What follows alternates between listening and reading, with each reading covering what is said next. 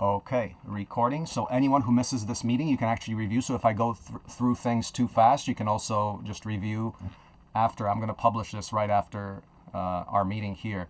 So the number one thing to prepare for the Builder Crash Course is the CAD. So the CAD is the source of all truth. Every single thing that we're going to build is in there. So it's let me admit people are joining. Every single part of the build is in CAD. So right now, the file's got absolutely all the structure, the photovoltaics, and more. There may be a few things that are missing, like some utilities, but as far as the main everything in there, it's in. So if you want to, the best way to prepare for the event is to study the CAD file as much as you can. That's the advice for anybody watching this.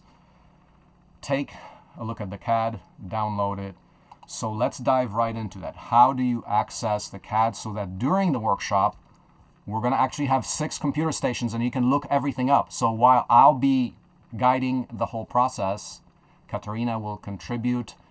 It is absolutely impossible to run a swarm event like this without people being oriented themselves. That's something we learned over the years.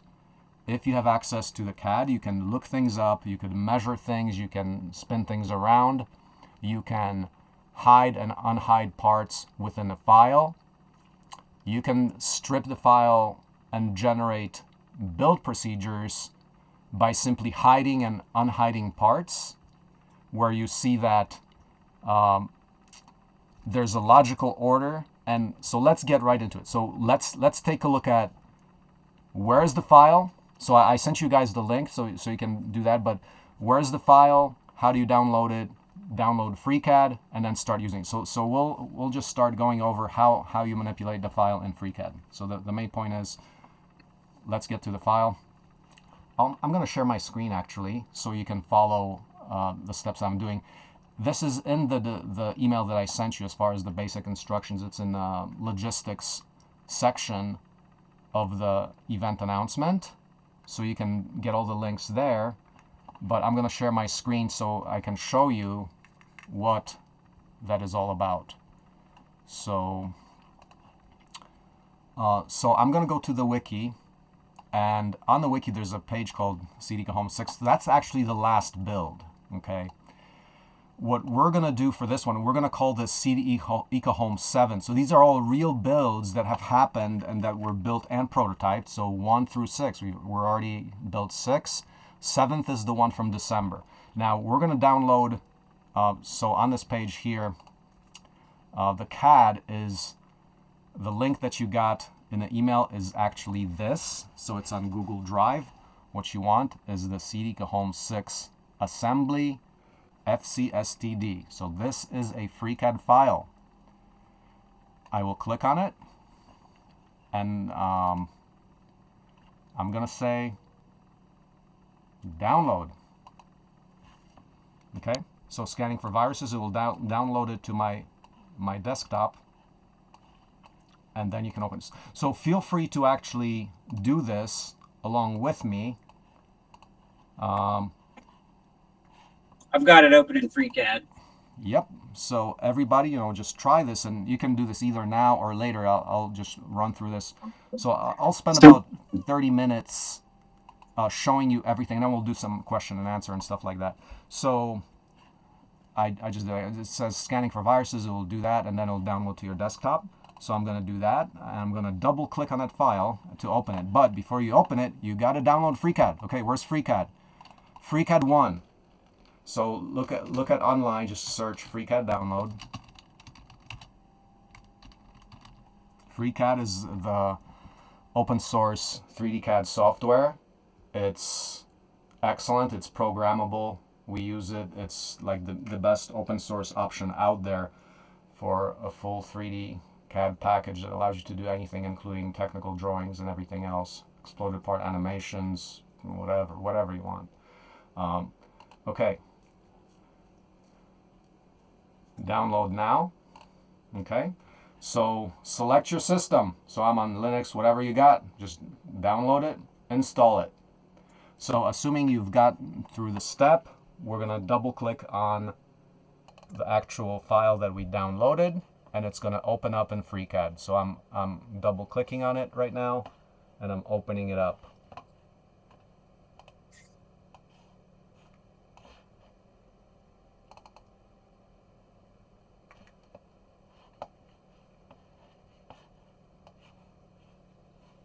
Is there a version or a smart workaround for smartphones, or do you need to have a Smartphones. laptop? I haven't seen that on a smartphone yet, so that doesn't exist yet. So no, Can I just download it? Laptop. Can I just download it on OS X? Oh yeah, sure. Really? I thought we had to have Linux. No, it's Windows, Mac, and Linux. Now, we don't have cell phones. Now that would actually be pretty nice, because then you can view things right on your smartphone, but that doesn't exist yet. So you can take the source code and make an app that runs within a cell phone if you like. Okay, so I'm trying to open with FreeCAD.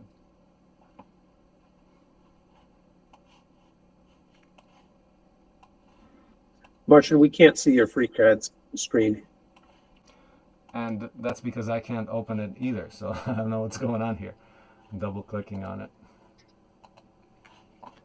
Here we go. Okay, so if you download the file, okay, I'm gonna close all this. I downloaded a few times, so it's actually, so you guys can see my screen. So this is the download. It says SEH6 CD Home 6 assembly. This is what you want. Okay, so this is, let me admit. So, Marcin? Yep. Can I just say a couple things on this screen right here? Yep, go ahead. When you first download FreeCAD, in the lower right-hand corner, you'll see that he has gesture set up. Oh, yes.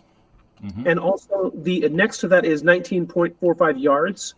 Those are two settings you want to set immediately, because the gesture allows you to move the building around, and that's not intuitive until you're in that mode.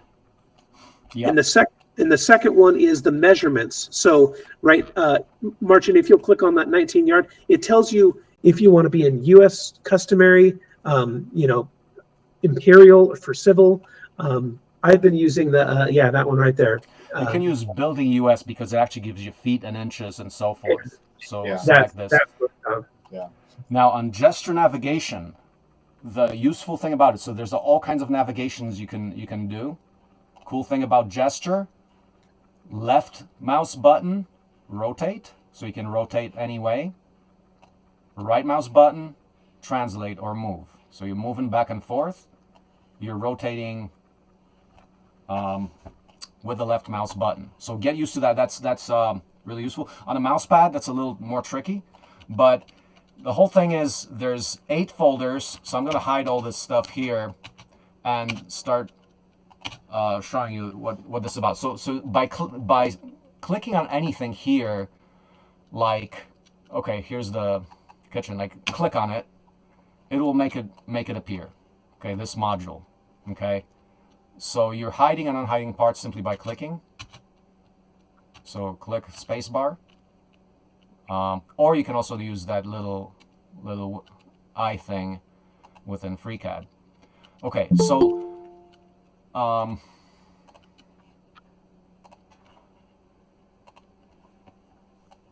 when we look at, so the house is made up of 3 main sections. Okay, they're 12 by 20 feet each, and they're called in the part tree they're called the family room, the kitchen, that's next to it, and the bed and bath. So 3 sections, 3 main sections, and during the workshop we can divide perhaps into 3 main teams that do each section, because they're all 3 sections that can be built in parallel. So let's start stripping this stuff down. So let's take, for example, the family room. Okay, so now you unfold the symbol there, and now it unfolds all the folders inside of it. So now you go to hide and unhide those parts, and you can see everything in there. So you want to start with floor. There you go. You want to go into walls, top plate, roof, sheeting on the exterior, doors and windows. So there's a door back there. So the idea there is each of these folders can also unfold into further detail. So let's just take a look at the walls, for example. Unfold the walls. Okay, you got front, back, and side. So let's, take a look at the back wall. What's inside there? Okay, you got the 3 modules there. 1, 2, and 3. Okay, and in this FreeCAD, there's actually 2 views. One is called click V on the keyboard, V and O.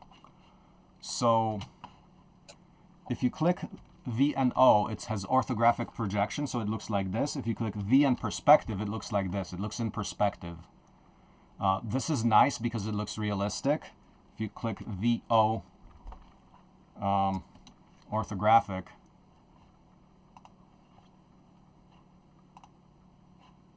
it looks like squarish and it looks all weird, but it's actually easier to manipulate. You can do things like if you click 1 on the keyboard, 2 top view, 3 is side view, 4 is another view. So there's 1 through 6 gives you all different views. But this is it. So now you got, okay, we've got these walls here. Let's look at the simple wall module here. For example, this one, the one on the left. So this is how you manipulate things. Now, important things. So say you're building this thing. We're going to divide. So say a team of 2 people builds a wall module. So you got quite a few of them. 1, 2, 3, 4, 5. So they're all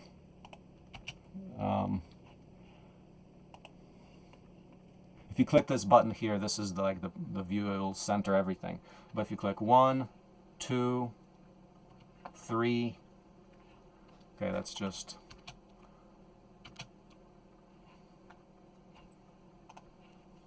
so you see the walls on the one side of the house. So you've got now, you can hide each one of them. So let's just take a look at one of them as an example. Yeah, this call is being recorded, so anybody who joined late, you can review this. So back to the FreeCAD. This is as simple as it gets. This is a wall module. It's got sheathing on it, so this layer here will get you all the sheathing bits, including everything. So you can, for example, just hide everything else. You can just say, oh, I'm going to take the sheathing for that one wall there, hide everything else. But that's the point. You can pretty much go through the part tree and hide and unhide things. And I suggest to you that you do that as much as you can prior to the event, so you can get as familiar with the model as possible. Okay, but let's take a look at, so a good thing to look at is, okay, this is a basic basic wall module. We'll be building a bunch of these for the house. Yeah, this is as complex as it gets. Literally, if you know how to build one of these, if say you didn't have windows and doors or anything else, you can literally build a house out of one of these things. For example, if you do a structure that's got walls and a roof that's 8 foot wide, you can use this as a roof. It actually will work. Like structurally sound for an 8 foot span, you can do this and you can make yourself a cube out of these structures, You can make, the basic structure, solar cubicle. Like we build these cubicle houses here. We use panels like this. You have a bunch of them together and you make a full structure. Okay, but this is as hard as it gets. As hard as it gets. I mean, this is like the basic prototype module. So the key thing here is in the FreeCAD, after you practice hiding and unhiding various things, you got to get measurements. So the measurement tool, the critical tool is this one right here. So it looks like a caliper. And let's click on it. So if you click the caliper, mode, we want, let's say we want length. So select length, and then click on something you want the length of. Like I want the length of this side. So that will measure, okay, how big is this piece of lumber here? That's just called a stud. It's a 2x6 inch piece of lumber. Okay, I'm going to click on that. It didn't do anything. Let's do distance. Reset. Let's click on that.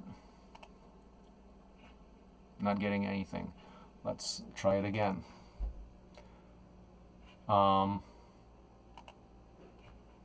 James, what am I doing wrong? This is the joy of FreeCAD. Yeah. Sometimes it works and sometimes it doesn't. You should be clicking on the lower corner. That little dot.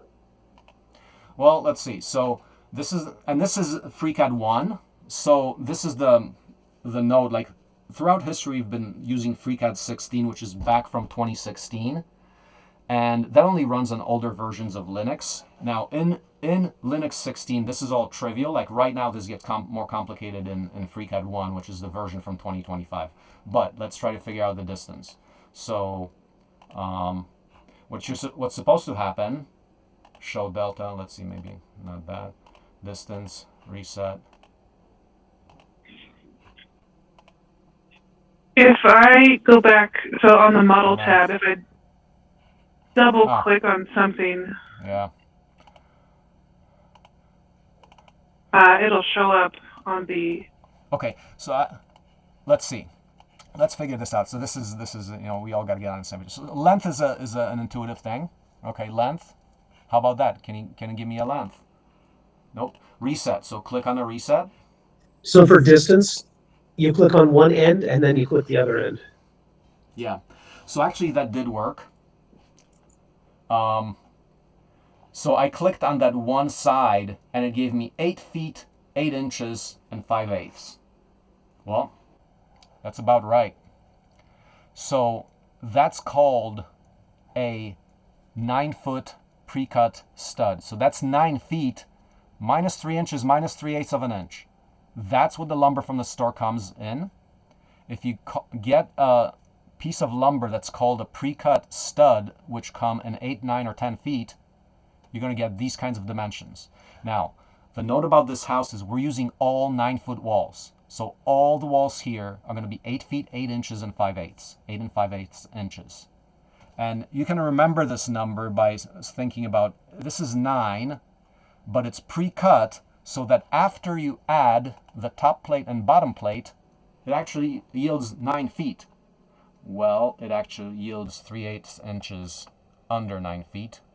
That's the reality of what people build with as industry standard. And we use this industry standard part, the pre-cut stud, so that this actually ends up being very slightly lower than 9 feet. And you can see that if this is sheathing, and that's OSB, oriented strand board. Okay, that's the sheathing. That is actually 9 feet. The height of the module itself is 8 feet, 8 inches, and 5/8. So that's kind of how it works. But let's go back to this. Let's go back to this tool. Let's master it. Start clicking on it so you can practice yourself. So when I click on a side, it does give me the right length. So it's 5.5 inches. And this is, I'm going to switch to maybe US customary. I'm going to reset that and see what it gives me now. I kind of like 5.5 inches. So if you click on, practice clicking on various things. Okay, now here it gave me 3.5 yards, which is pretty useless. Like, okay, cool, but I can't make much of it. So I'm going to go back to building US. So reset. So take, say I click on the long edge here. Okay, so I've got the oriented strand board. I'm going to click on, say, this edge.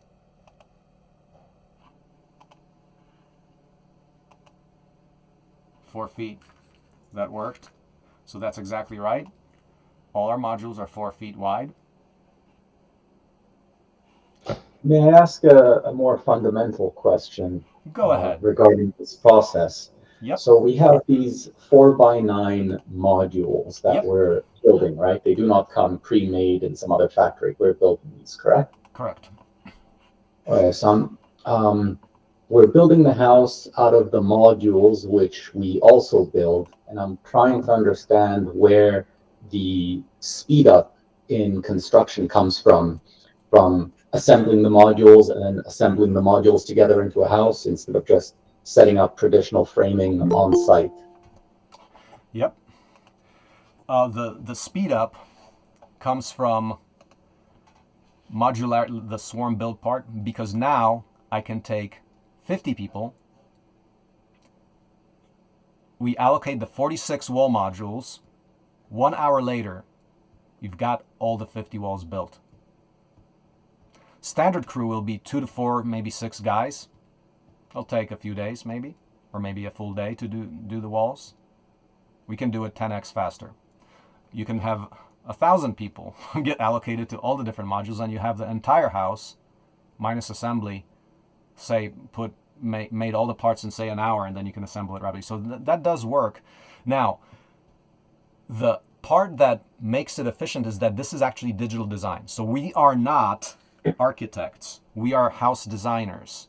So an architect will give you a house concept, and all the trades and builders, they figure it out. They don't have plans. They just look at the general blueprint and they will build it. So the plumber and electrician all kind of try to figure out where things go, where the plumbing goes. Plumber figures things out. That's very inefficient. So the efficiency comes from that everything in this model is actually pre-designed. We pre-design where pipes go, where water goes, where all the heat pump, where do you mount it, how do you send it through the wall. And that's the part where if you follow those instructions, then you can increase your time, just efficiency. So that's the point. The other part is that we're trying to simplify it to the very basic, most basic structure that we can do. So we build things like flat roofs, just simple structures. They can be skinned and they can look fancy too, but we're just paying a lot of attention to doing things like, well, we are not going to do a hip roof. It's that complex geometry of a roof. No, we're going to do a flat roof. Why? Well, it's simple. Plus, you can put photovoltaics in the most easy way. So we're largely about function and efficiency, making this accessible. If you want to go all out, you can of course do all the various features. But for us, it's about a lot about simplicity. Did that answer it?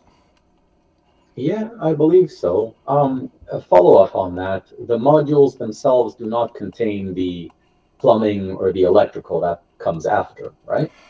We are going to build some that have it pre-built. And that's a question of how much we can prepare ahead of time for the workshop.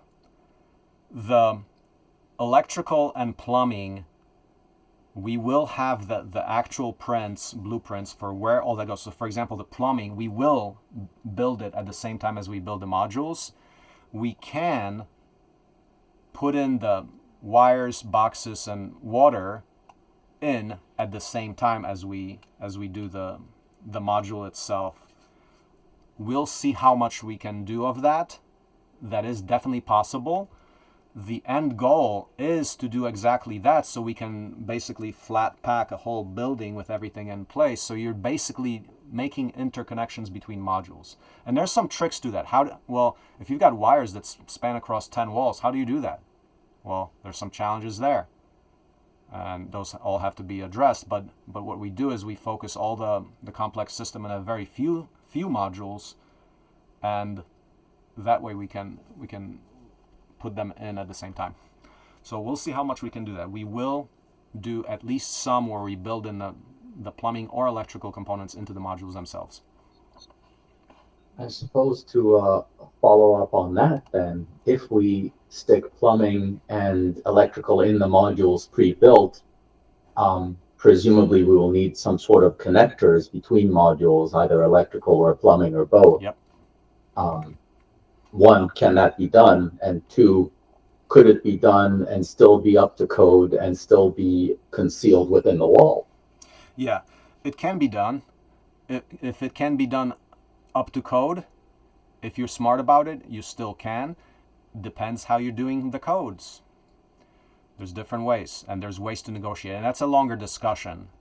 Now, in a standard construction method, you have to have everything exposed, like there's many inspections. So you can't just put this in the walls, close up the walls, and be done with it. No, they're going to say, okay, what's inside that wall?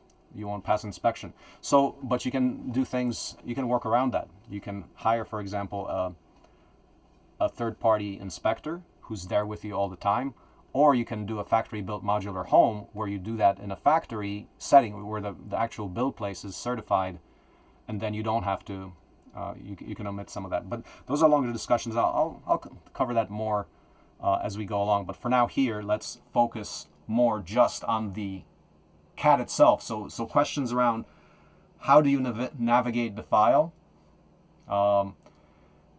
I think let's go back to that. So we'll have more of these prep sessions. We can cover other things as well. But let's go back to cover all the critical things in the file. So you got to be able to extract the dimensions. Like, okay, from this you can say, oh, that's a 4 by what? 13 foot. That doesn't make any sense. That looks like a cross something. So click reset when you look at the length. So now I'm going to click on this length. Yes, it does give me 9 feet. What happens if I click on the actual? So you want to maybe like click reset between your measurements. If I click on the Marcin, plane, it I'm not doesn't do seeing your anything. screen. Say it again. I don't see your screen. Sorry about that.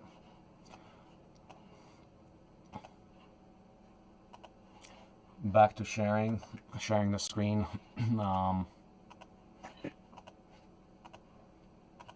Okay, so back on the FreeCAD file. So out of this meeting here, your assignment is to make sure you can extract all the lengths from any of the parts by hiding and unhiding them. So we have things like, okay, that's 9 feet. That gave me a diagonal apparently or something like that, but I don't know what it is. So hit reset and click on this one. Dimension 4, yes, that's what you need. Reset. You're no longer sharing the screen, just FYI. Can't share your screen. Please try again. Thank you.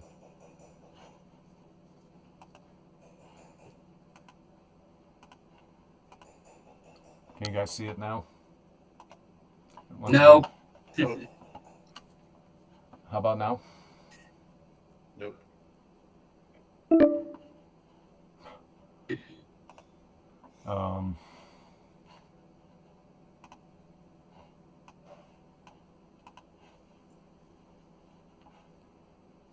It's not letting me share my screen for some reason. Let's see window. Let's see if I can share the window. How about now? No.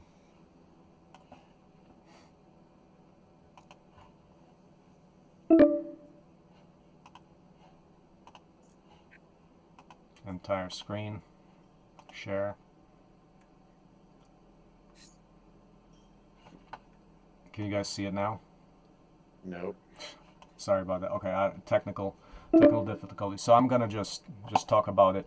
So once you download the file, get familiar with the measuring tool, because from that you can extract various dimensions. If you get stuck during the build, and you have the file in front of you, then you can actually look up for how things look or their measurements. We're gonna have technical drawings as well, but sometimes things may not be so clear from the technical drawings themselves. So you want to go to the source, go to the CAD file. And I would say, let's see, so for the main things, just to look at what we're supposed to cover here. So downloading FreeCAD, the CAD file, viewing the file. Let's talk about generating build instructions in Google Slides. So, man, and how do I do this without sharing the screen? So, what I'll do is I'm going to describe it while I'm doing the screen capture. So, there's a decent chance if you pop out and pop back in, it will reset and you'll be able to share your screen. Kind of like the okay. Google Meet equivalent Let's of see. turning it off and on again. Okay. Hopefully everybody doesn't get bumped off, but if you do, just click on it again. So I'm gonna just reset.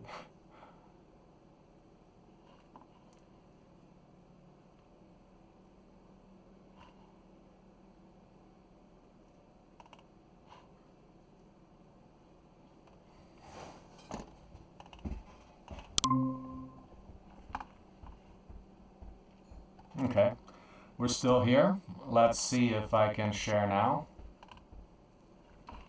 Is it sharing now? Can he like re-enter if he left the group? Or do we have to like just leave the chat?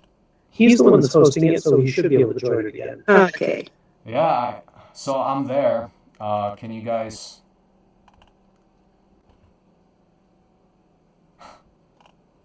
Now it's Hello again. Your camera's off. Now it says you can't use my camera. Okay, we're running into technical difficulties. All right, guys, so I'll describe this process, and the idea is that you've got Google Slides. Is anyone not familiar with Google Slides? Well, Google Slides are cloud editable, so you can edit, multiple people can edit these things where you can put in pictures, you can put in text, you can do hyperlinks and everything else.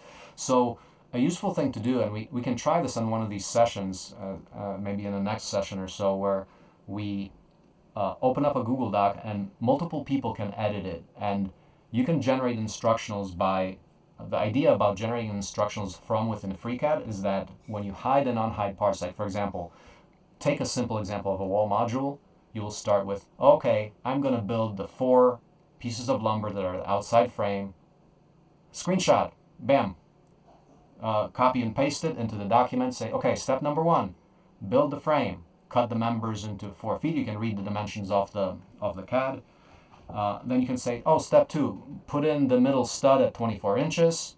Okay, that's step 2. Step 3, okay, now attach the oriented strand board, etc. So you can do crowd processes where multiple people do that. And why I bring that up is that in the program itself, as when we're starting our apprenticeship here, we're going to have numbers of people, but the idea is that the documentation is really hard and it takes so much time to do it.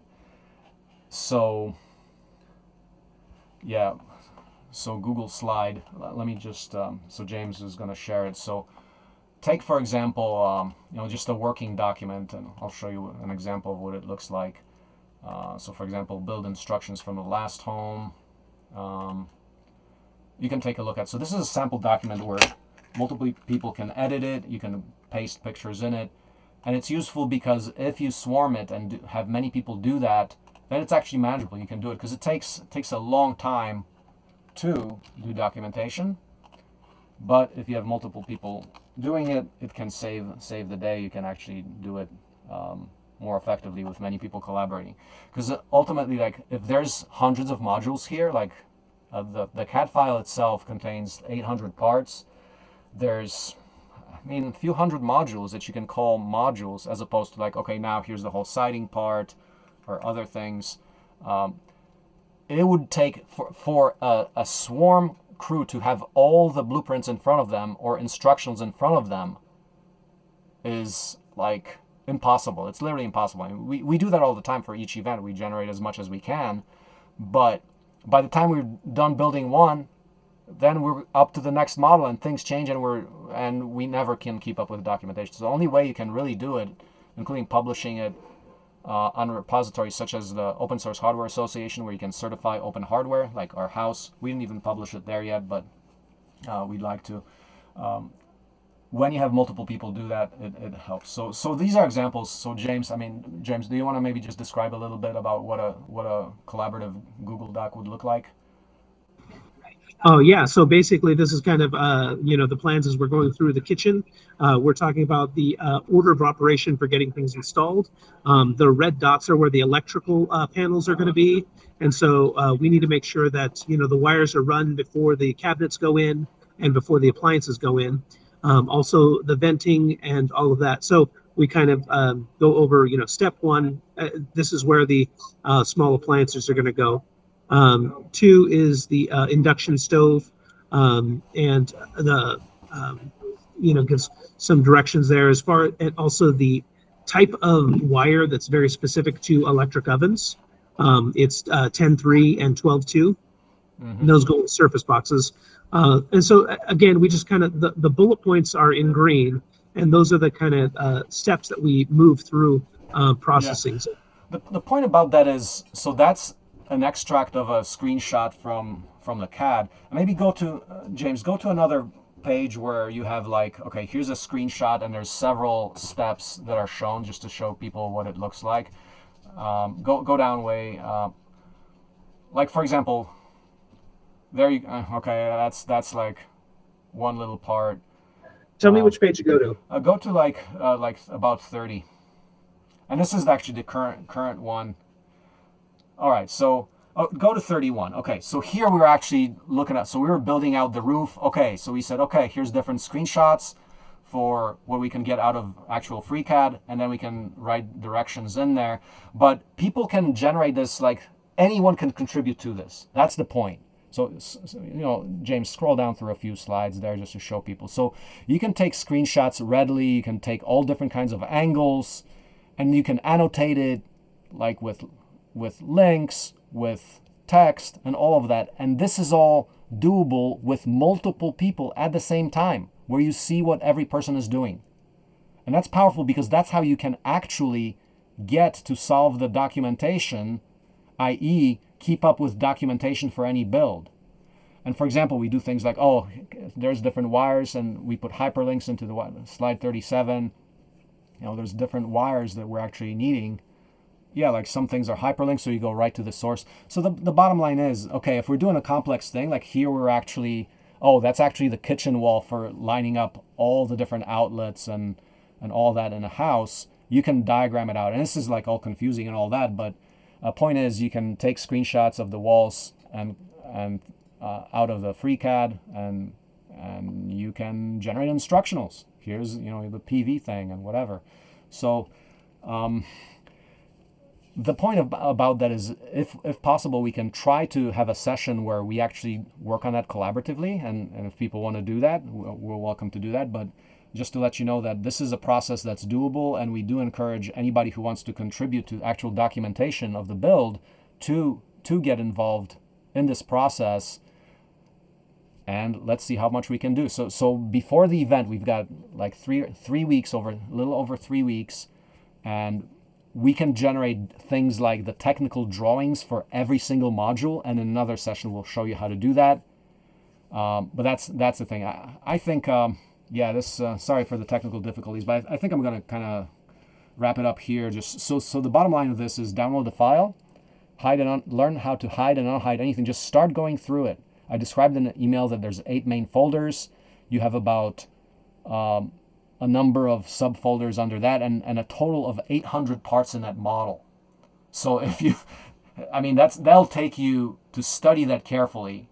If you want to get the most out of the build, it's about multiple intelligences, meaning that, okay, you can think about it, you can build it with your hands, kinesthetically you learn, you can visually learn by manipulating things in a FreeCAD file. You can do some logic by, hiding, unhiding parts and thinking, okay, well, how does this go together? Well, if you've got a roof, you can probably logic out that you need the walls underneath that roof. So you go through that kind of process, and literally, if you think about it hard enough, and then maybe Google some things like, okay, what's the steps in a house or whatever, you can pretty much deduce just about anything. If you have the complete file, you can pretty much take that and convert it into full build instructions. You can convert that into full bills of materials and so forth. But if you want to be building this house in the future, or a model, any kind of model that uses this building system of 4x9 modules or 4x8 modules, whatever height you want. Here we're using 4x9 because that's a comfortable elite. This is not like a poor person's version with short ceilings, like 8 feet. This is like a really nice house, expandable. 9 feet is a standard for a high quality home. We're actually using 2x6 construction instead of 2x4, so that's much more solid. In this build system, you can actually stack up to 4 floors. You can do exactly what we're doing there with a 2x6 studs, up to 4 floors. So you can do any kind of shape that you like. So if you study the patterns that are in this basic model, which contains everything that goes into a house, from foundation to PV, electrical, everything, heat pump, utilities, etc., you'll get the pattern for how you build just about anything. And already some people have taken the base model. One person in the workshop has already taken the base model and added onto it to one side and the other. Not like the expanded model you've seen in an announcement, which is more three-dimensional. This person extended it to the one side and to the other side, kind of like a mobile home, which that design choice was so that it's absolutely easiest to build. Because if you expand to the sides, that's super easy. If you start expanding to the like front and back, you're beyond a rectangle. You got more complex geometry than a rectangle, and a rectangle is like outside of a square is easy. Rectangles are easy. Once you start complicating the structure, we did the expanded 1,400 square foot version that you see in an event announcement. That's a proper house that actually can be built for sale. You can take the basic core, which is 720 square feet, 3 modules of 20 by 12, and you can start playing with it, adding and modifying. So that's the bottom line. Study the CAD file to see how everything is done. We can go over maybe in the next sessions also, like, okay, what is a wall module? What is like a door module? What does a roof or window module look like? And you'll start seeing basic patterns. But as long as you see this very simple thing of a sheet of oriented strand board or plywood, and then 3 studs, top and bottom plates, man, that's it. That's like the basic pattern. Then you can get more complicated to all other things. But yeah, that's study the model and you'll get the pattern. So let's open up to a few questions, and we'll spend till 8 p.m. on that. And let's see if Richard. Hey, Marcin. I was wondering, you said on different places that the seed home can cost $25,000. Yeah. 25 for a 700 square foot seed home. But then you said another time $45,000 for 720, I think it was, and then another time I saw it for 65.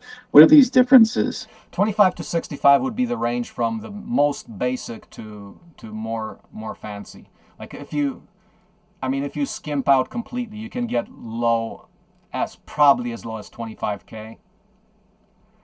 Okay. Especially if you do things like, instead of using 2x6s, use 2x4s.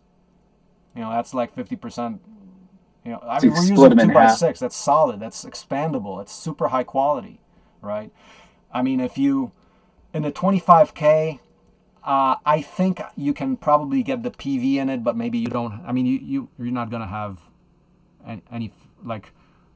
The flooring will be super basic. Your cabinets will be super basic and stuff like that. Cheapest things. So if you want to do that, because you can, or you can even go from the 720s, build out, the 240 and live in there if you want to expand from there. Now the 720 is also at a size where it'll hardly get accepted by code in a lot of places. Like a lot of places have like 1,000 minimum or whatever. A lot of places will have like 500 minimum. It depends. Definitely the expanded version will get you anywhere. So that's kind of the basics. Gotcha. Okay. Okay. Oh, and another question. Can I use this to build an apartment complex? Sure. Up to Wow. 4 stories high. I mean, you just hotels. Yeah, I mean, why not? Yeah. Okay. I mean, you That's cool. think of any shapes, size and shape. You know, think about a ziggurat that's 4 stories high. Whatever, it's your choice. You can span things in between it. We focus on a design pattern which is easy to expand. Like for example, we would pre-frame. If you want to expand, we pre-frame doors so that if you add another room in the future, the door is already pre-framed and things like that. So yeah, I mean, it's up to you. I mean, the bottom line for any building, like if you strip away all the complexity from one of these fancy cookie cutter homes, it's like if you do break it down, it's like you can break it down into 4x8 things. I mean, people do use structural insulated panels as basic build blocks too, but this 4x9 thing is human carryable, so you can do the entire thing without any equipment too. Now we used skid steer and forks to, for example, lift the whole roof at one time, but you can just put it up one by one, piece by piece. So yeah, you can build anything. So I mean, this house, look at the models 1 through 6 so far. All of those are with the same system. If you look at 5, so on a wiki, you go to there's a page called genealogies on the wiki. And in it, you'll have the microhouse genealogy that carries all the housework. But you just flip through the versions 1 through 6, how different they could be, or go to openbuildinginstitute.org. You'll see the kind of geometry that are readily. So openbuildinginstitute.org. Look at that for the kinds of geometries that you can already get with just panels and flat or inclined roofs. I mean, it can be anything. So yeah. Okay, next question. Yanev? Yeah. So a couple of questions on the wall panel module. So it's 3 studs, 4x9, and you put them all together on site. Now, because these modules do not share a single piece of lumber as a base, I imagine aligning them might be a bit trickier. So the question there is, how do you align them laterally and horizontally so you don't get an accordion situation with the walls? And 2, about the material cost, because each seam between 2 modules is effectively double studded. Yep. So you end up with 33% more studs than you would normally need. Yep, that's true. So for one, you start on a bottom plate, sill plate, so you can get the straightness from a sill plate that you start with.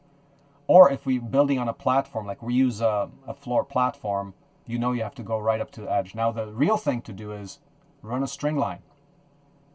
So you take one corner and another corner, stick a screw in there and run a string, and then make sure that the wall modules are exactly up to the string. That's how you get straight walls.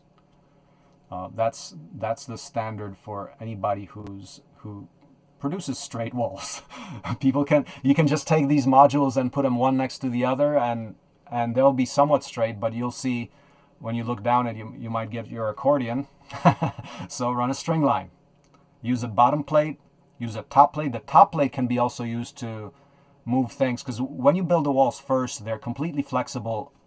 They can just tilt back and forward, kind of like to the side. They're flexible until you attach them to a sill plate and put a top plate on it. About the cost, yeah, you're right. However, that's not an issue if you actually need the extra structure. So if you want to go 4 stories, the double stud there will effectively be like 6 with 24-inch on center studs will effectively have the strength of 16-inch on center. So, okay, you got that because you got that extra stud, so you're actually doing better. It might be a benefit because you're saying, oh, okay, now I just increase that for, instead of 90 mile per hour winds to like 110 mile per hour winds because I use that double stud. So it depends how you look at it. Now, the other part is the cost addition to that is actually negligible. Walls, first of all, are 20% of the material cost, about. And materials are 20% of a house build cost, industry standard. So 20% of 20%, 1/5 of 1/5, 1/25, that's 4%. Out of that 4%, you're doing 33%, so you added 1% to the cost of your house about. It's actually not a lot. There's a lot more that goes into a house than the studs. That's the real number. Those studs are going to add 1 or a few percent to the house cost when you consider everything. If you build yourself, then they're going to add more, because then your house cost is like all materials if you build yourself. In which case, you still have one. So you at that point you have about 20% in walls, and then you've got 30% more. So 1/3 of 20% is a 7% cost addition if you build yourself. Significant, but then you're gonna have to ask yourself, okay, is that okay? I got some value out of that. I actually got more structure out of it. So depends how you look at it. Is that satisfactory for an answer, or we get that question quite a bit? No, I like it. I suppose the kind of one last conceptual question. The entire premise of the system, as you described it, is this swarm idea. Yeah. So is the idea of being able to build the house more quickly hinging upon the fact that you would have a large crew all constructing different modules in parallel rather than a small crew constructing everything on site? Yes, you can do it either on site or in a workshop. So you can do both. In a workshop, you get even better efficiency. You get a more controlled environment. You don't have the weather, for example. But here's the bottom line. We are developing a business model where 24 skilled apprentices build each house in about 1,000 hours. What's that translate to? That's 5 days. So the revenue model here is 5 million net, whereas any normal builder will take not 5 days or take a week or two. Say you take a week or even 2 weeks because you got logistics, you got to buy all the materials and stuff like that, right? Well, a normal builder got 6 months. That's the difference. I guess finally with the modules, they are closed on the exterior side and exposed on the interior side to allow for the insertion of insulation, plumbing, and electrical, right? Correct. All right, cool. And then they're closed off, finished off with, we went to drywall right now. We used actually beadboard, which is this kind of plywood. It turned out to be, and that's the house that sold in Maysville. We did that. Turns out to paint it takes a lot of time. It's very difficult to paint it and get all the imperfections out. So we're just going to drywall. That's industry standard. You can do drywall. You can do whatever material you like. We're going to do drywall in this case, and that's for production builds, and it's much cheaper than beadboard. Beadboard costs like $25 a sheet for 4x8. Drywall is like $10.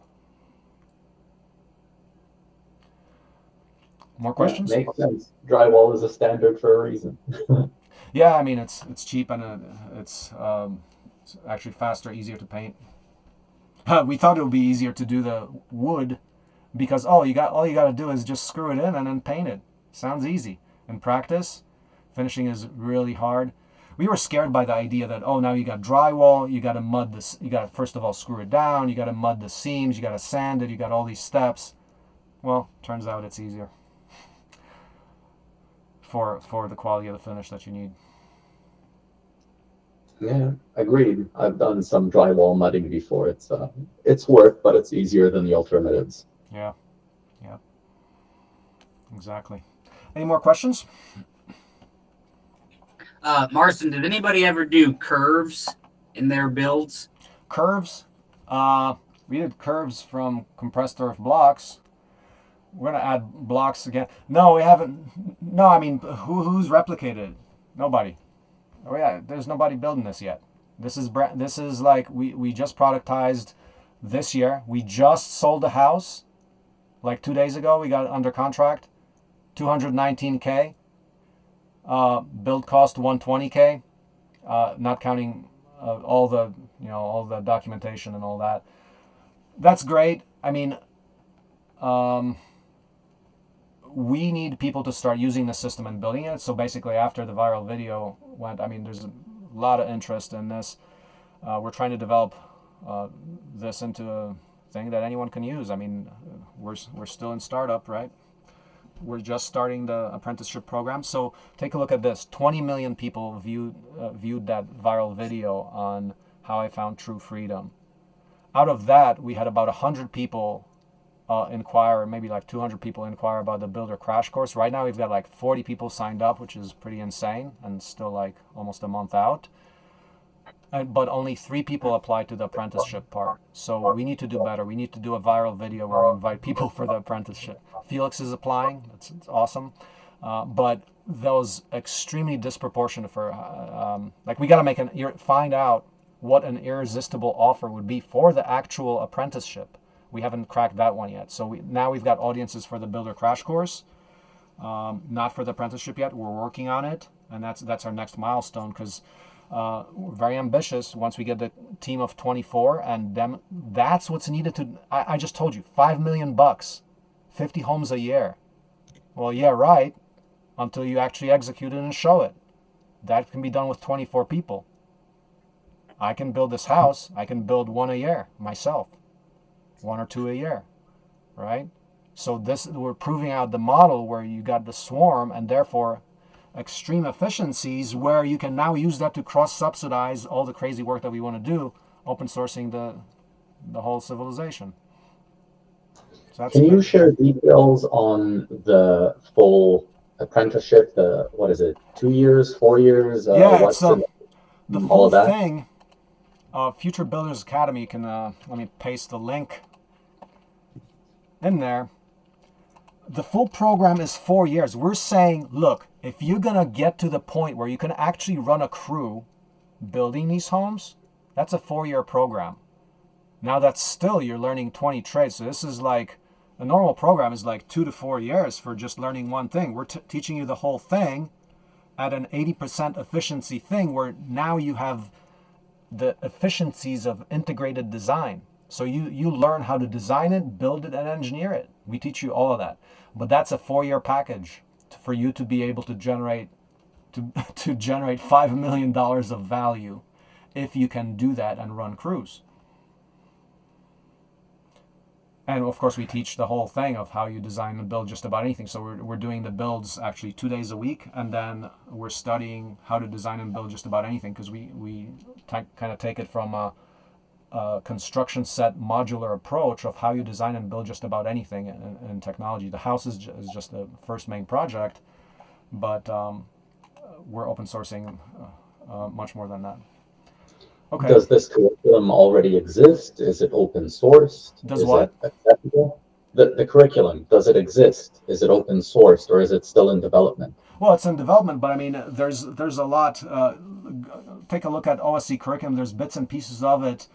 The thing is that the start of the curriculum is basically the full CAD, 800 pages of build docs, bills of materials, and going through all of that for the entire house, while documenting that, because as I mentioned, it's impossible to document this. Part of it is that everyone in an apprenticeship is collaborating on making this package available to anybody. So that's how it looks, and we're trying to find an irresistible offer, which means that, okay, we're gonna scholarship any qualified person, plus provide a stipend, like say a small stipend, like $600 a month to live on. But and then there's paid options too. But I mean, we're trying to make this happen. That's where we're at. Seems compelling enough. Where is the primary open source repo for all this? Look at Genealogy's page on the wiki. So let me send you that that page on the wiki. If you want to see what we've done to date for the last 20 years, Genealogy's page.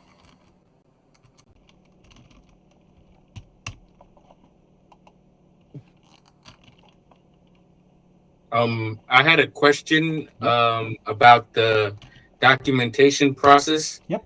So I'm still in the process of figuring out FreeCAD. Something about my computer isn't letting me download it all the way. Huh. But are we using Google Slides for documentation because it's easier to collaborate and edit than FreeCAD?